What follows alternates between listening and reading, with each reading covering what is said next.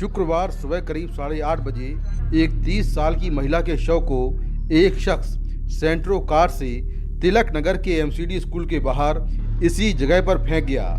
शव बुरी हालत में था।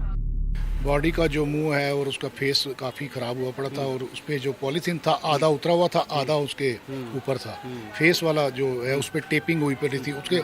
और जब देखा एक और बहुत ही आश्चर्य हुआ कि उसके हाथ पैर नई जंजीरों के साथ बांधे हुए थे, नई चैन नए तालों के साथ, जैसे उसको बहुत बुरी तरह मारा या उसको मारने की कोशिश करके उसको जला के उसको यहाँ पे फेंका है। तो जब कैमरे में देखा तो हमें देखा कि एक सेंट्रो कार तकरीबन 8:30 पे 8:35 पे यहाँ पर आई है। उसमें एक ही ड्राइवर सीट पे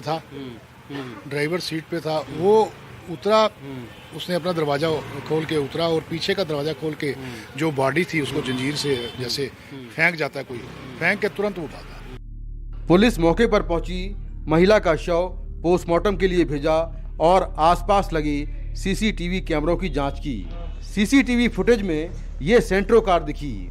कार के रजिस्ट्रेशन नंबर के जरिए आरोपी गुरदीप को जनकपुरी से गिरफ्तार कर लिया गया और कार बरामद कर ली गई।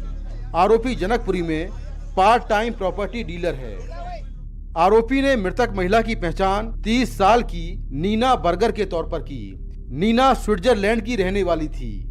आरोपी ने पूछताछ में बताया कि नीना बर्गर से उसकी अच्छी दोस्ती थी, लेकिन उसे शक था कि नीना बर्गर के किसी और से संबंध है। आरोपी के कहने पर नीना 11 अक्टूबर को दिल्ली पहुंची। वो टैगोर गार्डन के एक होटल में रही।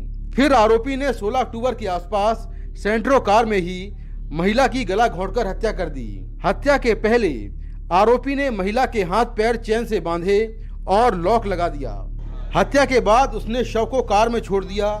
कार के शीशों में पर्दे डालकर कार तिलक विहार इलाके में खड़ी कर दी। फिर 20 अक्टूबर को वापस लौटा और बदबू आने पर कार को लेकर तिलक नगर आया और शव फेंक कर चला गया। पुलिस ने आरोपी गुरदीप को पकड़ा। अब तक की उसने पूछताछ में कहा कि इसी कार के अंदर उसने 16 अक्टूबर के आसपास महिला का गला घोंट दिया था। महिला सीट पर पीछे थी, उसके हाथ पैर बांधे हुए थे और एक चैन से लॉक लगाया हुआ था। महिला ने बचने की बहुत कोशिश की और इसी कड़ी में महिला ने जो आगे वाली सीट है उसके जो कवर थे वो तक फाड़ दिए कि वो बाहर आ पाए, लेकिन वो बाहर नहीं आ पाई। इसके बाद आरोपी ने इस कार में चारों तरफ पर्दे डाल दिए और कार को तिलक विहार इलाके के पास खड़ी करके भाग गया। ये कार वहाँ 3-4 दिन खड़ी रही।